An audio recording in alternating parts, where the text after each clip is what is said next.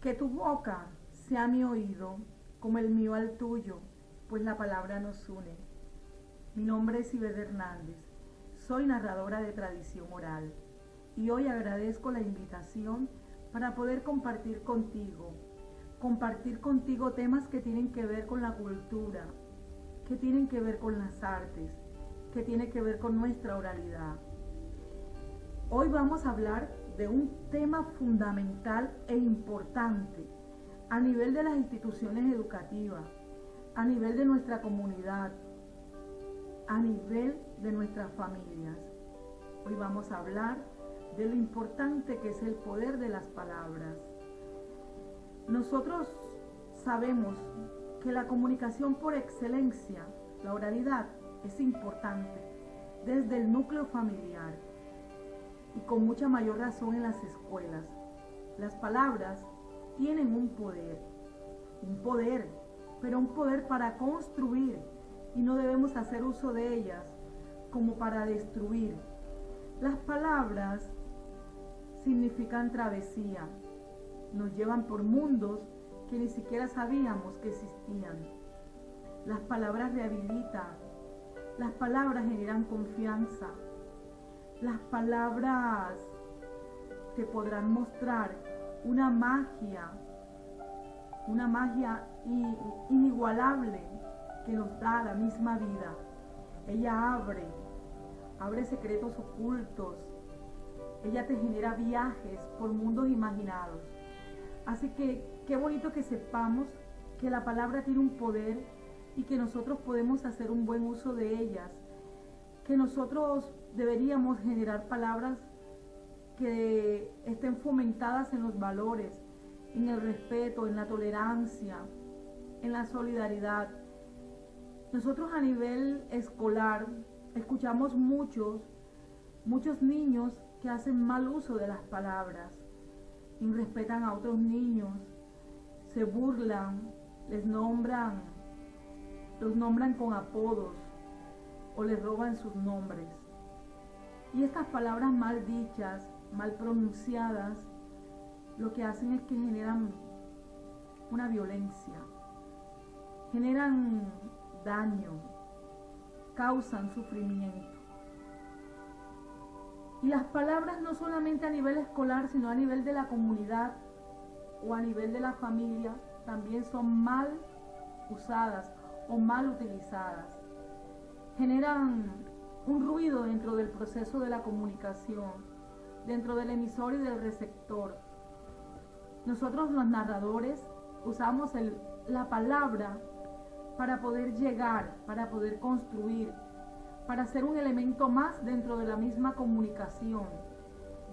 Y tratamos de contar a viva voz y con todo el cuerpo. Por eso los narradores orales hacemos uso de esa palabra, de esa gestualidad, pero que tiene que ver con nuestra identidad, porque es que la palabra genera identidad. También quiero comentarte que el proceso de trabajar con las palabras puede generar una total confianza o un camino que conduce hacia la paz. Por eso es que vemos que dentro de la convivencia, el buen manejo de los conflictos son por mediadores culturales que hacen buen uso de la palabra, de esta palabra bien dicha, bien pronunciada, que no es tóxica, que no es con la finalidad de ofender, de maltratar. Tenemos mediadores culturales que se preocupan por todas estas situaciones y esto me ayuda a recordar dos historias que quiero compartir contigo en el proceso de el poder de las palabras, en este proceso de que te despierte la palabra dormida, que tú sepas hacer un buen uso de ella y que sepas que acompañada de esta buena palabra, con la sana convivencia, podemos tener un país más justo, un país más equilibrado y no tan desigual como el que tenemos actualmente. Porque la desigualdad que tenemos no solamente es de pobreza o desigualdad de tipo social. Tenemos una violencia que por estas palabras que dañan, que no restauran, que no recuperan, que no ayudan, que no fortalecen, que no construyen, es que estamos como estamos. Quiero contarte entonces estas dos historias. Una tiene que ver con nuestros ancestros, con los guayú. Y nos cuentan los guayú que antes de que el hombre existiera en el mundo, los animales ya resolvían sus conflictos, sus problemas. Y lo hacían a través de un pájaro, el pájaro Uta.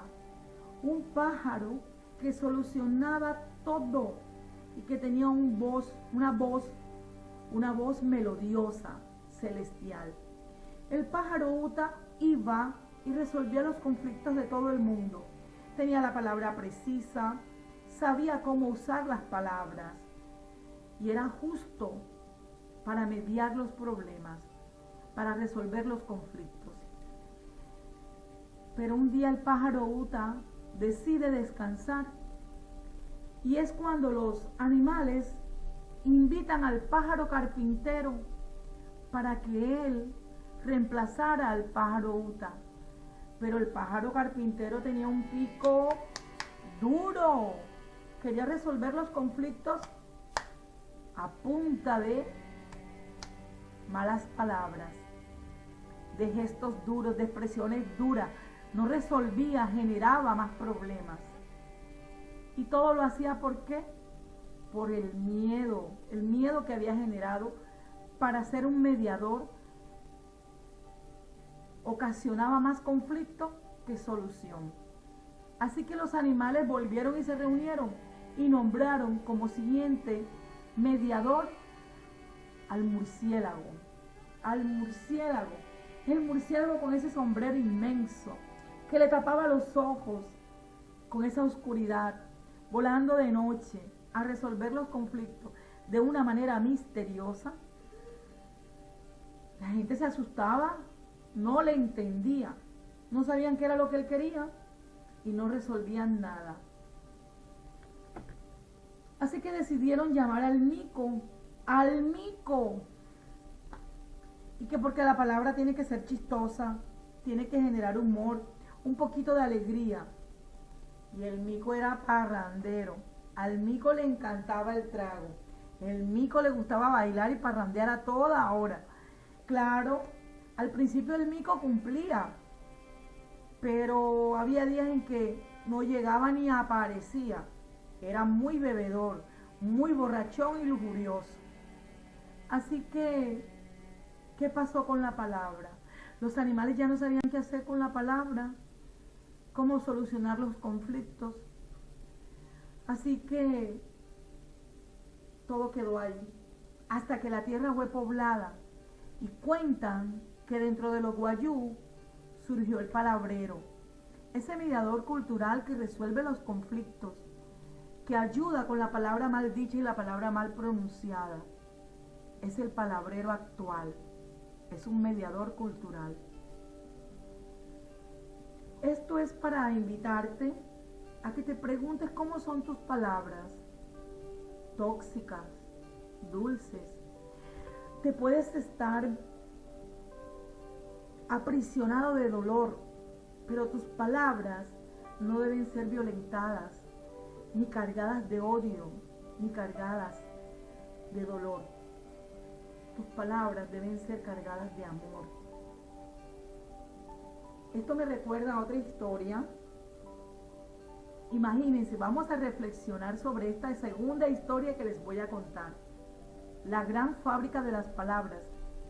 Era un país donde las palabras no podían ser pronunciadas, imagínense. No podían ser dichas.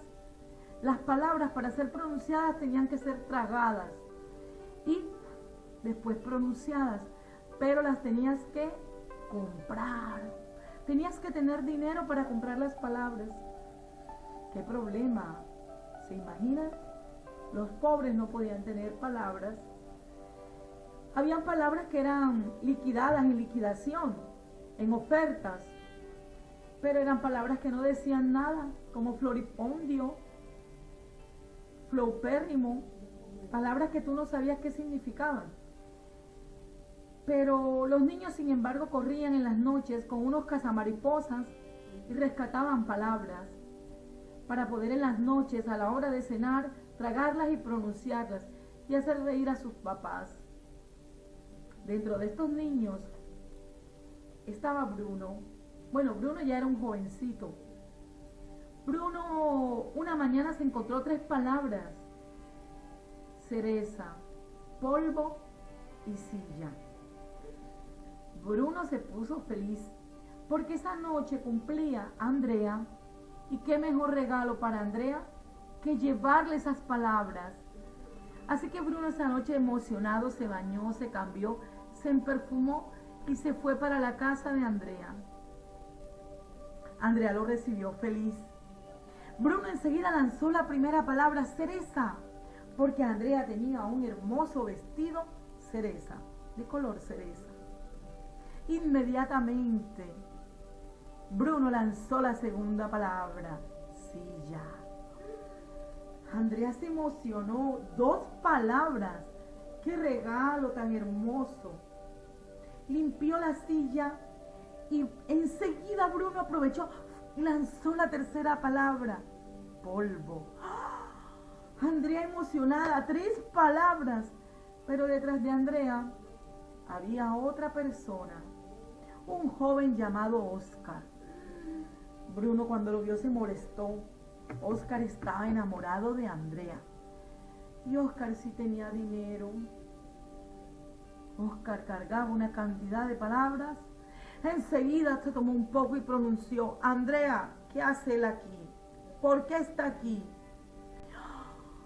Bruno se quedó abismado. ¡Qué cantidad de palabras!